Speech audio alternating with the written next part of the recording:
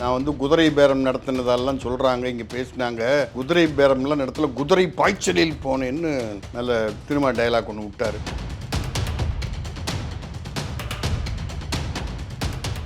இயற்கையான டேட்ஸ், பாதாம், பிஸ்தா, cash and honey கொண்டு தயாரிக்கப்பட்ட லயன் டேட் நட் பைட்ஸ். அம்மாக்களின் நம்பிக்கையான கோல்ட் வின்னர் 5 குவாலிட்டியில வேற ரேஞ்ச்.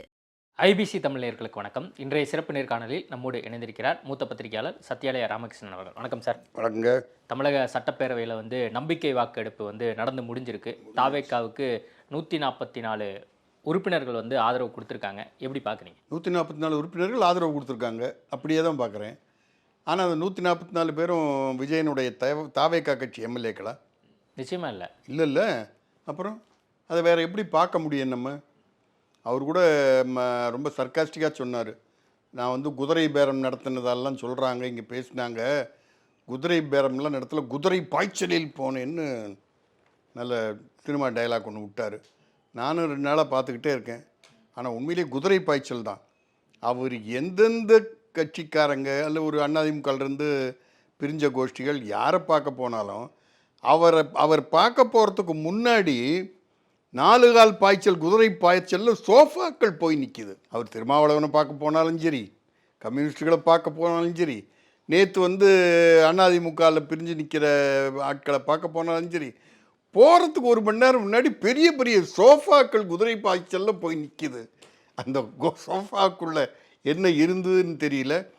முதலமைச்சர் வராரு, அதனால நம்ம சோஃபா வாங்கி போடுவோம் அப்படின்னு வாங்கி போட்டிருக்கலாம். இல்லை, நீங்கள் 100க்கு 100 கரெக்ட். அப்போ எல்லாருமே இது வரைக்கும் பிச்சைக்காரனாக இருந்திருக்காங்க. அவங்களுக்குலாம் ஆஃபீஸில் சோஃபாவே கிடையாது.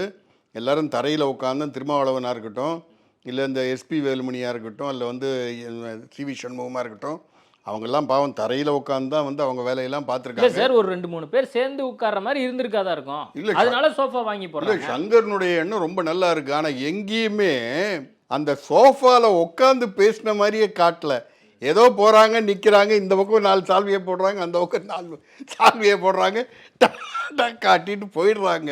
இல்லை, நீங்கள் சோஃபாவை ஏதோ சொல்கிற மாதிரி இருந்தால் நீங்கள் அதில் ஏதாவது இருக்கா, இல்லை ஏதோ ஒரு இண்டிகேஷன் இருக்குன்னு சொல்ல வரீங்க? இல்லை, அது உள்ளே ஏதோ இருந்திருக்கு. அதனுடைய வெளிப்பாடு இன்றைக்கி 108 144 இருக்குது.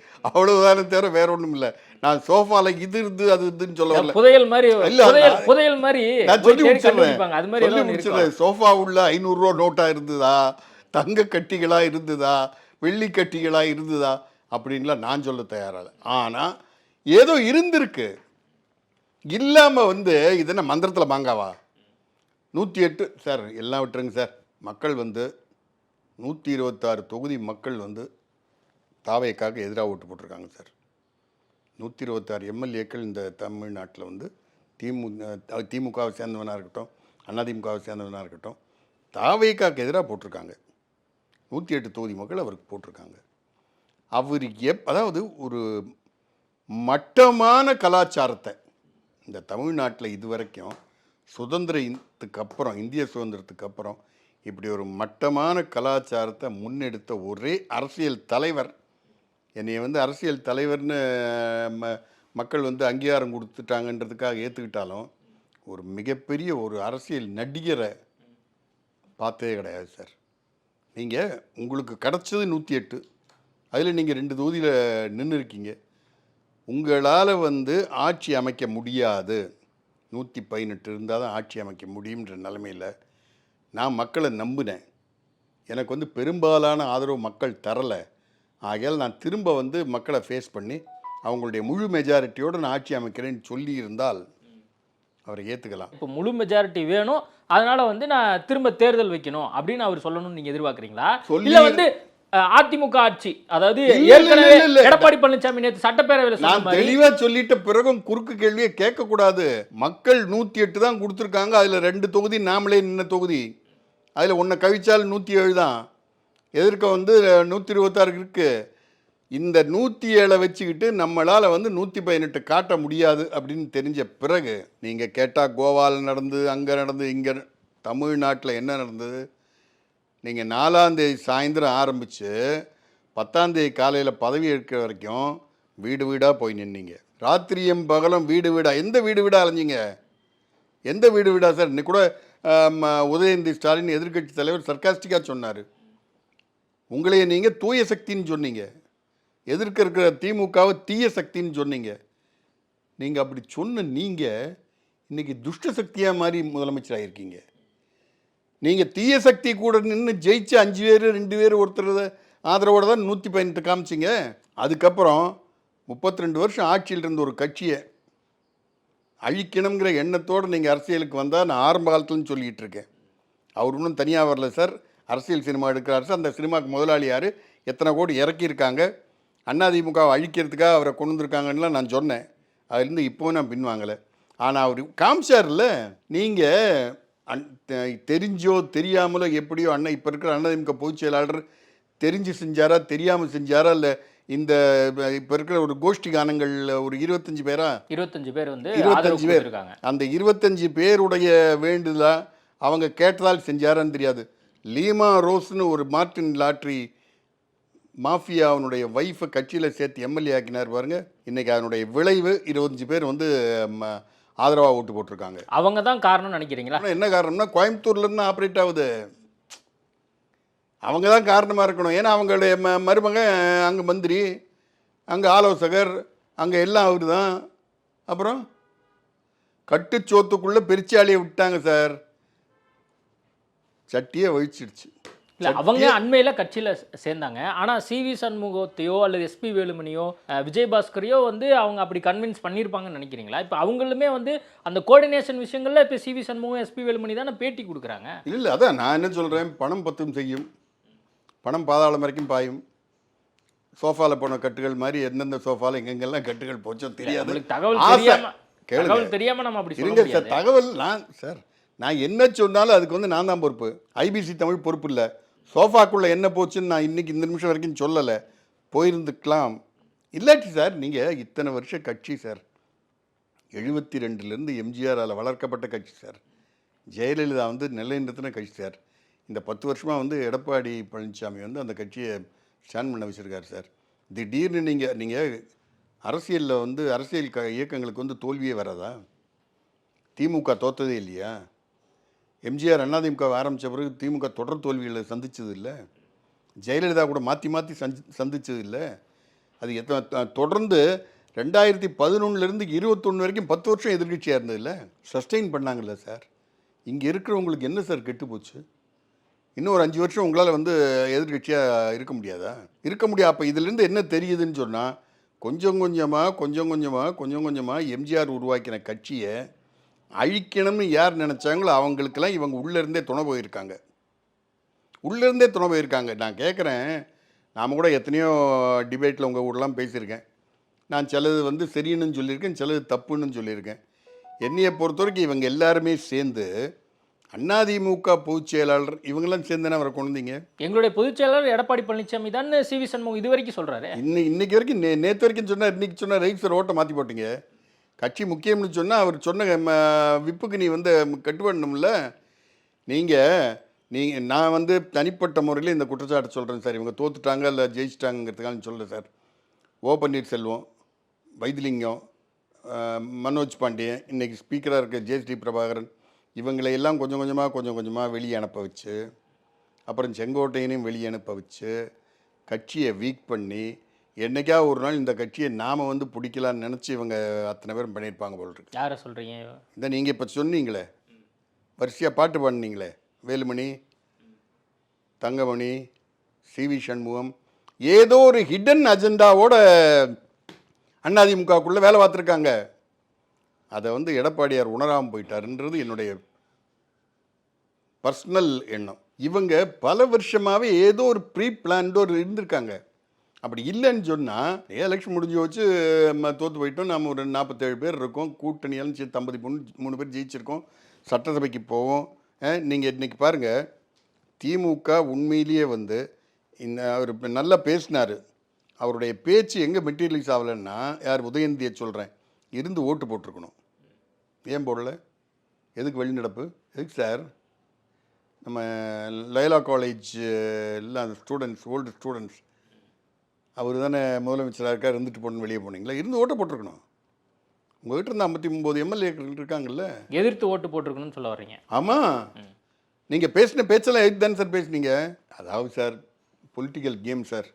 இன்றைக்கி நம்பர் கேமில் அவர் வந்து ஜெயிச்சிட்டார் சார், இல்லைன்னே சொல்ல. அவர் முதலமைச்சர் நம்பர் கேமில் ஜெயிச்சார், வாழ்த்துக்கள்னு வச்சுக்குவோம். எத்தனை நாளைக்கு நிலைக்கும்? இப்போ கூடவே இப்போ எக்ஸ்ட்ரா நம்பர் வந்து சார் அதான் சார், பொய்க்கால் குதிரை மேலே ஏறி உட்காந்துருக்கீங்க சார், ராஜா வேஷம் கட்டியிருக்கீங்க சார். இந்த பொய்க்கால் குதிரையில் கால் இது அதுக்கு தான் சொல்ல வரேன். நம் நாடுன்னு ஒரு சினிமா நீங்கள் பார்த்துருக்கீங்களா எனக்கு தெரியாது, எம்ஜிஆர் நடித்தது. இப்படி தான் எம்ஜிஆரை நகராட்சி சேர்மனா எல்லா கவுன்சிலரும் ஏற்றி வைப்பாங்க. அவரும் சந்தோஷமாக ஏழைகளுக்கு நல்லது பண்ணணுன்னு உட்காருவார். உட்காந்து என்ன பண்ணுவார், நல்லது பண்ணிகிட்டு இருப்பார். ஒரு கவுன்சிலர் வந்து கான்ட்ராக்ட் கேட்பான், ஒரு கவுன்சிலர் வந்து ஸ்கூல் பில்டிங் எனக்கு வேணும் ஒவ்வொன்றா கேட்பான், கொடுக்க மாட்டேன்பார். 6 பேரை ஓட்டு போட்டு இவரை கவுத்துட்டு திரும்ப எஸ்வி ரங்காராவை சேர்மன் ஆக்கிடுவாங்க. அந்த நிலைமை தான் நடக்க போகுது. இப்போ முதலமைச்சர் என்ன பண்ணணும்? நான் என்ன பண்ணணும்னு சொல்ல, முதலமைச்சர் வந்து இந்த குதிரை பேரம் அது குதிரை வேகம் கிடையாது, குதிரை பேரம் தான்.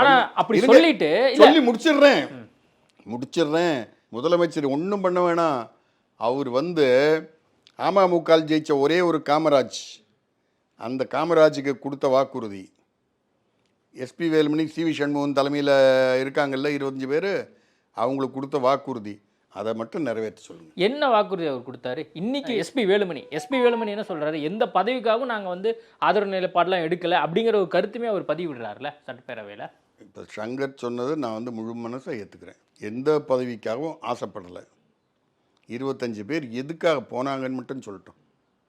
எதுக்காக கட்சி இன்னும் அடுத்த கட்டத்துக்கு நகர்த்தி செல்றதுக்கு தாவேகாவுடைய ஒரு ஆதரவு இருந்தா பெட்டரா இருக்கும் அப்படின்னு அவங்க நினைக்கலாம். தொண்டர்களை வந்து இன்னும் உற்சாகப்படுத்துறதுக்கு, இளைஞர்களை உற்சாகப்படுத்துறதுக்கு ஒரு காம்பினேஷன் உருவாக்கணும்னு நினைக்கலாம். கட்சியை நடத்தி செல்றதுக்கு எதுக்கு சார் தாவேகாவுடைய ஆதரவு? உங்க கட்சிக்கு வந்து ஆதரிச்சு 1,34,00,000 பேர் ஓட்டு போட்டிருக்கான் சார். அவன் இன்னைக்கு ரோட்ல என்ன திட்டிட்டு இருக்கான்னு தெரியுங்களா உங்களுக்கு? இவன்ல கோயம்புத்தூர் பக்கம் போய் பாருங்க. நீங்க கட்சி தொண்டை 1,34,00,000 பேர் உனக்கு ஓட்டு போட்டிருக்கான், உன்னை நம்பி போட்டிருக்கான்.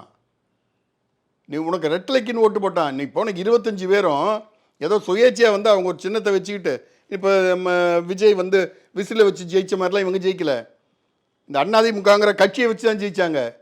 நீ இன்னைக்கு ஆதரிக்கிற, எதுவும் எதிர்பார்க்காம. அப்போ சரி உனக்கு பதவி வேணாம் அப்படின்றதுக்காக நீ ஆதரிச்ச அப்படின்றத நான் ஏற்றுக்கிறேன் சார்.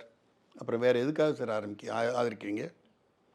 நீங்கள் எல்லாம் பண்ணுற உங்களுடைய தொழில் சாம்ராஜ்யங்கள் வந்து வீழ்ந்துடக்கூடாதுங்கிறதுக்காகவா? உங்களுடைய தொழில் சாம்ராஜ்யங்களுக்கு வந்து ஆளுங்கட்சியினுடைய தயவு தேவைங்கிறதுக்காகவா? நீங்கள் பண்ணுற கான்ட்ராக்டுக்கெல்லாம் வந்து ஆளுங்கட்சி தயவு வேணுங்கிறதுக்காகவா? எதுக்காக சார்? பதவி வேணாம், ஆதரிக்கிறோம், நம்ம ஆளுங்கட்சியில் இருக்கோம். நீங்கள் கவர்னர் செஷன் வரும்போது இவங்க அத்தனை பேரும் ஆளுங்கட்சியில் தான் போய் உட்கார முடியும், இந்த 25 பேரும். இன்னொன்று, விஜய் வந்து நடுநிலைமையாக இருக்கிறார் அப்படின்னா நீங்களாம் நினைக்கிற மாதிரி அவர் தூய சக்தின்னு சொன்னால், அதிமுக கட்சியினுடைய விப்பை மீறி 25 பேர் வந்து ஆதரித்து ஓட்டு போட்டாங்க. ஆட்சிக்கு 144 காமிச்சிட்ட. அவங்க வந்து ஆன்டி டிஃபெக்ஷன் லா படி இவங்க பேரில் நடவடிக்கை எடுக்கணும், இவங்களுடைய பதவியை பறிக்கணும்னு லெட்டர் கொடுத்தாங்கன்னா அதை நீங்கள் செஞ்சு காட்டினீங்கன்னா நீங்கள் தூய சக்தி. செய்வீங்களா? இப்போ அதுக்கான இனிஷியல் ப்ராசஸ் நடக்கும்னு நீங்கள் நம்புறீங்களா? நடக்காமல் அதிமுக நடத்துகிறவங்க என்ன பைத்தியக்காரங்களா? இந்த 5 பேர் மட்டும்தான் அதி புத்திசாலி, மற்றவெல்லாம் வந்து முட்டாளா? நடக்காமல் எப்படி சார் இருக்கும்? நீ வந்து இவன் பஞ்சாக போகணும் 2/3 32 பேர். இவன் ஆரம்பத்தில் எங்ககிட்ட 30 பேர் 35 பேர்னு ஏலம் விட்டான். இப்போ ஓப்பனாக தெரிஞ்சு வச்சு 25 பேர் தான் இவங்க இருக்காங்க ஓட்டு போட்டாங்கன்னு. 32 இல்லைனாலே முடிஞ்சு வச்சு. ஒன்று. ரெண்டாவது, விப்பை மீறி நீ போட்டிருக்க. நீ தூய சக்தி என்ன பண்ணுன்னு தெரியுமா? இவங்க லெட்டர் கொடுத்த உடனே இவங்க 25 பேரையும் டிஸ்குவாலிஃபை பண்ணிட்டு இவங்கெல்லாம் எங்கள் கட்சியில் வந்து சேர்ந்துட்டாங்க. இவங்க 25 பேர் தான் எங்களுடைய விசில் சின்னத்தினுடைய வேட்பாளர்கள்னு இடைத்தேர்தலில் சந்திச்சு வா. இதே தொண்டாமுத்தூரில் நீ விசில் சின்னத்தில் நின்று ஜெயி. அந்த விசிலை எதிர்த்து தான் உனக்கு ரெட்டலைக்கு ஓட்டு போட்டிருக்கான், அதை மறந்துடாத. சிவி சண்முகம் மயிலத்தில் ஓட்டு போட்டான்னு சொன்னால் விசிலை எதிர்த்து ரெட்டலைக்கு ஓட்டு போட்டிருக்கான். நீங்கள் எல்லாம் வந்து சந்தோஷமாக தாவேகா வேட்பாளராக வந்து நில்லுங்க. யார் வேணான்னா? நீ அதிமுகவினுடைய பொதுச் செயலாளர் கொடுக்கக்கூடிய கடிதத்தை ஏற்றுக்கிட்டு இந்த 25 பேரையும் நீ டிஸ்குவாலிஃபை பண்ணணும். பண்ண மாட்டேன்னு சொல்ல முடியாது. பண்ண மாட்டேன்னு ஒரு 10 நாள் வைக்கலாம், 20 நாள் வைக்கலாம். சுப்ரீம் கோர்ட் தெளிவான ஜட்ஜ்மெண்ட் சொல்லியிருக்கு. விப்பை மீறி எவனா ஓட்டு போட்டான்னு சொன்னால் நீ உடனடியாக டிஸ்மிஸ் பண்ணிட்டாங்குது. என்ன கோர்ட்டுக்கு போயிட்டு வரதுக்கு 1 மாதம் டைம் ஆகும், 2 மாதம் டைம் ஆகும், அவ்வளோதான். டிஸ்குவாலிஃபை பண்ணியே தீரணும். பண்ணாமல் இவங்க தனியாக வந்து இன்றைக்கி இருக்கிற ஸ்பீக்கரால் உட்கார வைக்க முடியாது. இது வந்து சட்டசபை முதன்மை செயலாளர் சீனிவாசனுக்கு நல்லா தெரியும். இன்னைக்கு எடப்பாடி பழனிசாமி கூட பேசும்போது என்ன சொல்றாரு, சில மாற்று கருத்துக்கள் வந்து எங்களுக்குள்ள இருக்கு கட்சிக்குள்ள அப்படிங்கிற கருத்தை வந்து முன்வைக்கிறாரு. அப்போ உங்க கட்சிக்குள்ள ஒரு பிரச்சனை நடக்குது, அதை வந்து பேசி தீர்க்கிறத விட்டுட்டு இந்த மாதிரி சட்டப்பேரவைக்குள்ள சில எம்எல்ஏக்கள் வந்து தாவேகா ஆதரவு நிலைப்பாடு எடுக்கிறாங்க அப்படிங்கிறத தடுக்கிறது சரியா இருக்குமா? இல்லை நீங்கள் தடுக்கிறது எடுக்கிறதுலாம் இல்லை. அவர் பொதுச் செயலாளர் யதார்த்தமாக ஒத்துக்கிட்டாரு. பேசி தீர்க்கணுன்றது நியாயம். பேச மாட்டேன்னு சொல்லி முடுக்கிக்கிட்டு சோஃபா கடியில் படுக்கிறதுக்கு போனால், கொண்டு வந்து கொடுத்த சோஃபா கடியில் சொகுசாக இருக்குங்கிறதுக்காக சோஃபா மேலே படுத்தா கூட பரவாயில்ல, சோஃபா மேலே படுத்தோம்னா உள்ளே இருக்கிறதால கசங்கிடுவோங்கிறதுக்காக சோஃபா கடியில் படுத்துக்கிட்டு இருந்தாங்கன்னு என்ன பண்ண சொல்கிறீங்க? அப்போ சார் முடிக்கிறதுன்னு முடிவு பண்ணிட்டீங்க சார். இப்போ யதார்த்தமாக சொல்கிறேன் சார், இப்போ இந்த 25 பேர் அதிமுக இல்லை சார், எம்எல்ஏக்கள் அதிமுக கிடையாது. அதிமுகங்கிற ஓட்டு போட்ட 1,34,00,000 பேர். அவன் வந்து இந்த கட்சியை தான் பார்க்குறான். இல்லை அப்படி நீங்க இல்ல, கேளுங்க. எடப்பாடி பழனிசாமி ஒருவேளை இவங்க மேல நடவடிக்கை எடுக்கணும் அல்லது வந்து கட்சியிலேருந்து நீக்கிறாரு அல்லது ஒரு லெட்டர் கொடுக்குறாரு அப்படின்னா இது அதிமுகவுக்குள்ள பின்னடைவா போகும். ஒரு பின்னடைவு கிடையாது. என்னைக்கு வந்து தொண்டன் ஷேக் ஆகிறானோ அப்பதான் பின்னடைவு. கொலு மண்டபத்தில் வச்சுக்கிற பொம்மைகள் விழுறதுல ஒன்றும் பெரிய பிரச்சனை கிடையாது. பெரிய ராஜகோபுரம், ஸ்ரீரங்கம் ராஜகோபுரம், மேல இருந்து பொம்மைகள் இருக்கு. ஒரு பொம்மை 2 பொம்மை கீழே வர்றதால கோபுரத்துக்கு ஒண்ணாகாது சார். இல்ல சார், நீங்க இருங்க, அதிமுகவில இருந்து பிரிந்து போனவர்கள் சொல்லி முடிக்கிறேன் சார். திமுகல எம்எல்ஏ ஆயிட்டாங்க. அதே மாதிரி இப்போ இவர் அமைச்சர் ஆகறாரு. இல்லன்னு சொல்லி சார், இவங்க 25 பேரும் தாவேக்கால போய் சேர்ந்து எம்எல்ஏ ஆகட்டும். யார் வேணாம்னா யாராவது வேணான்னு சொல்றாங்களா? உண்ட வீட்டுக்கு ரெண்டகம் பண்ற, உன்னை வளர்த்த கட்சியை இருந்து நீ அழிக்க பாக்குற. நீ 25 ஒன்றும் இல்லை சார். இந்த 25 பேரும் ஏதோ ஒரு பொறுப்பு, கட்சி பொறுப்புல இருக்காங்கல்ல. என்னையை பொறுத்துக்கு நானாக இருந்தா, நான் இந்த அதிமுக பொதுச் செயலாளராக இருந்தா, இன்னைக்கு சாயந்தரம் அத்தனை பேரையும் கட்சி பொறுப்புலேருந்து நீக்குவேன். அத்தனை பேரையும் கட்சியிலேருந்து நீக்குவேன். நான் வந்து ஸ்பீக்கருக்கு இப்போ லெட்டரை கொடுத்து முடிச்சிருப்பேன்.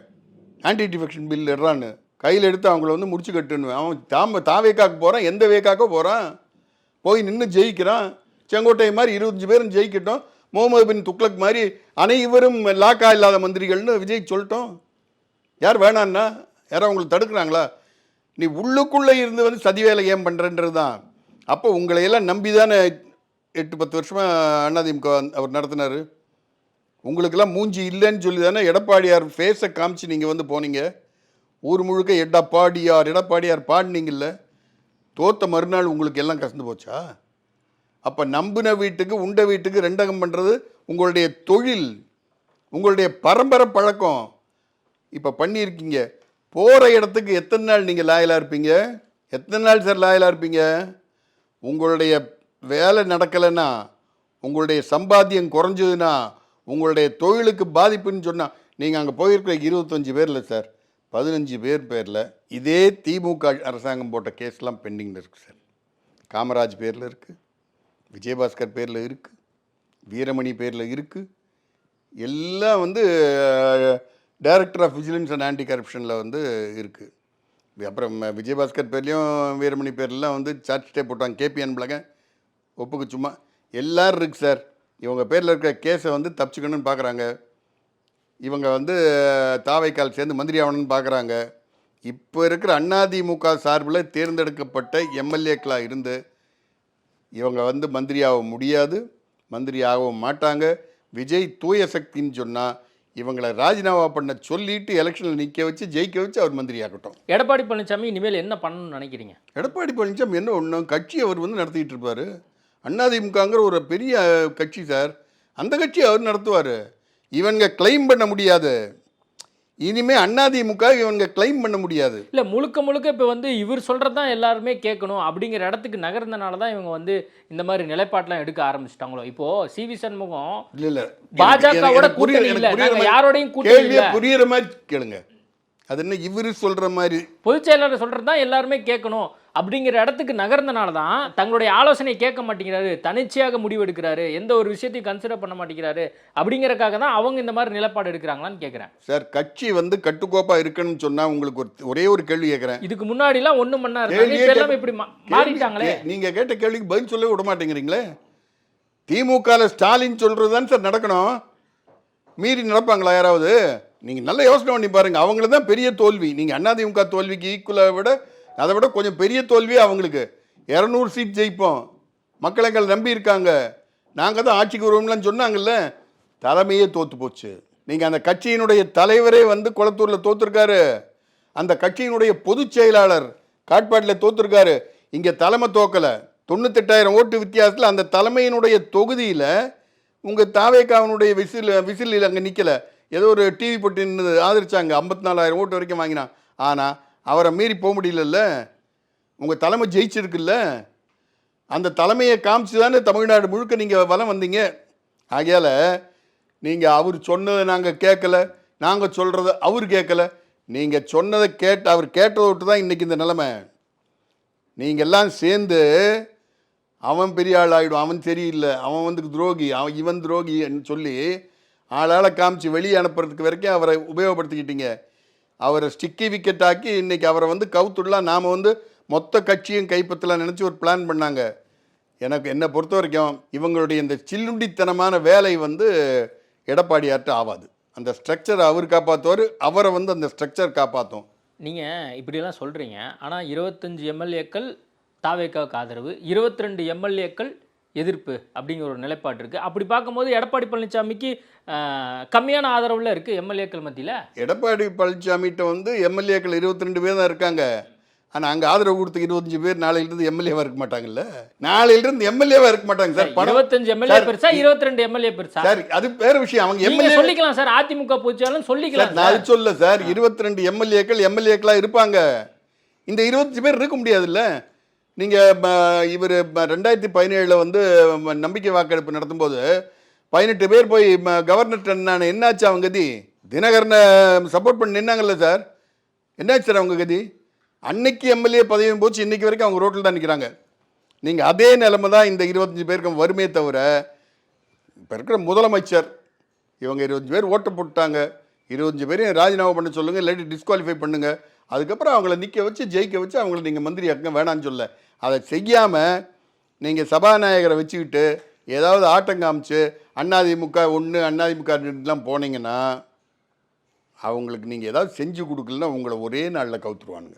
நீங்கள் 25 30 வருஷம் 32 வருஷம் கட்சியில் ஒன்றா செயல் பண்ண ஒருத்தரையே கவுத்துட்டு வெளியே வர்றவனுங்க இன்னைக்கு சேர்த்து உங்களை கவுக்கிறதுக்கு எவ்வளோ நாள் ஆகுங்கிறத, எவ்வளோ நேரம் ஆகுங்கிறத விஜய் புரிஞ்சுக்கணும். விஜய்க்கு வந்து இவங்கெல்லாம் ஒன்றும் ஆதரவு கிடையாது. விஜய் தலைக்கு மேலே தொங்குற கத்தி. நீ ஒன்றும் வேணாம் சார். அத்த விஸ்வநாதன், காமராஜ், விஜயபாஸ்கர், வீரமணி, இந்த 4 பேர் பேரில் இருக்கிற கேஸில் சார்ஜ் ஷீட் போட சொல்லுங்கள் சார். டிவிஎஸ் இவர் கையில் தான் இருக்குது, தூய சக்தி தானே இவர். இவங்க பேரில் வந்து எல்லாம் பண்ணி கரெக்டாக வச்சுருக்கீங்க. கோர்ட்டில் சார்ஜ் ஷீட் இருக்குது, கேஸை நடத்த சொல்லுங்கள் சார். அப்புறம் அவங்கள மந்திரி ஆக்குங்க சார். நீங்கள் கேஸ்லேருந்து புனிதமாகி வந்த பிறகு மந்திரி ஆக்க வேணாம், நீ மந்திரி ஆக்கிட்டு கேஸை நடத்து. உன்னைய ஒரு நிமிஷம் வந்து அந்த பதவியில் உட்கார விட மாட்டாங்க. முதலமைச்சர் பதவியில் உங்ககிட்ட இருக்க 107 பேர் தலைகீழானாலும் நீ முதலமைச்சராக இருக்க முடியாது. முட்டு கொடுத்த 12 பேரை 13 பேரை திமுகவில் ஸ்டாலின் கூப்பிட்டு ஏப்பா நீ வாபஸ் வாங்குன்னு அவங்க வாங்கிட்டு போயிடுவாங்க. அவங்க யாரும் உங்ககிட்ட வந்து இதாக வரல. மிஞ்சி போனால் அந்த காங்கிரஸில் இருக்க 5 பேர் என்ன அவங்க இருப்பாங்களே தவிர மற்ற யாராக இருந்தாலும் வந்து அவங்க கம்யூனிஸ்டாக இருக்கட்டும், விசிகாவாக இருக்கட்டும், ஸ்டாலின் கூப்பிட்டு வாபஸ் வாங்கிடுவாங்க. ஆனால் இந்த 25 பேர் இருக்காங்க பாருங்கள், அனுகூல சத்ருக்கள். இந்த அனுகூல சத்ருக்களை நீ எதான் சொல்கிறனே, பெருச்சாளிகளை நீ போட்டு விட்ட உள்ள கட்டுச்சோத்தில் எப்படி காலி பண்ணுறாங்கன்னு பாருங்கள் பாத்திரத்தை.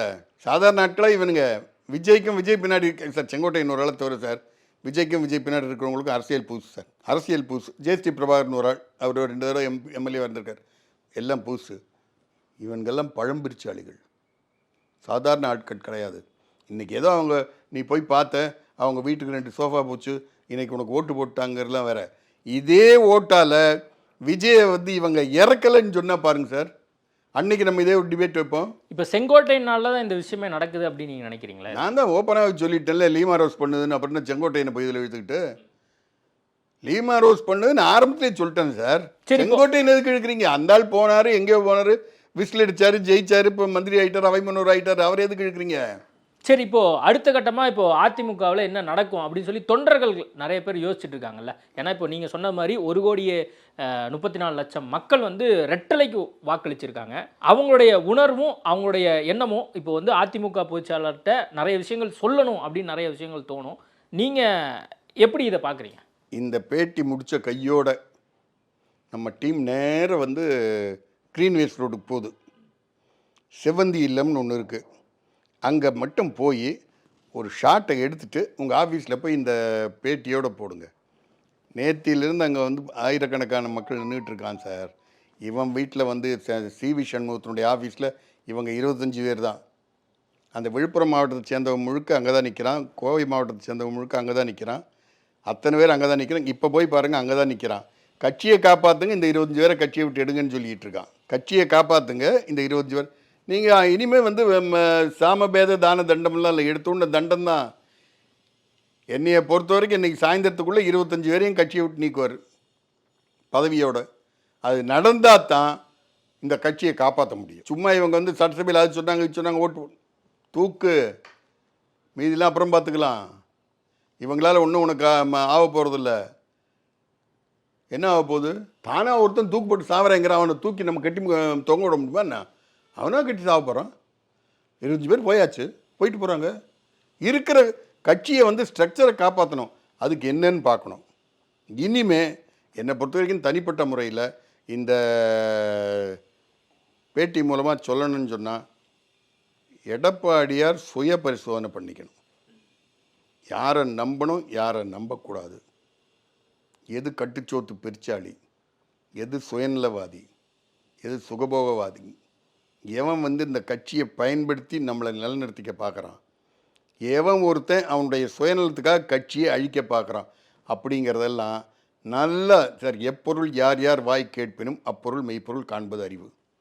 அறிவை பற்றி திருவள்ளுவர் நல்லா சொல்லிட்டு போயிட்டார்.